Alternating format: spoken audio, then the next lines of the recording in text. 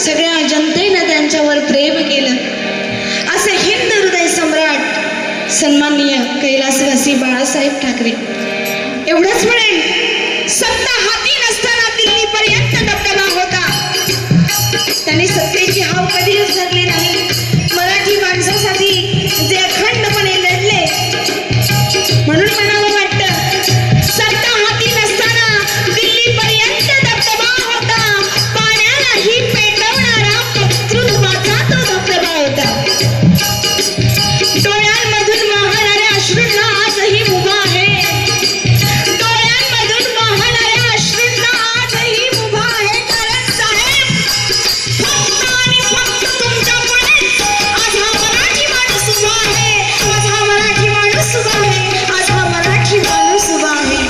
खरोखरच त्यांची कामगिरी ही अनमोल होती.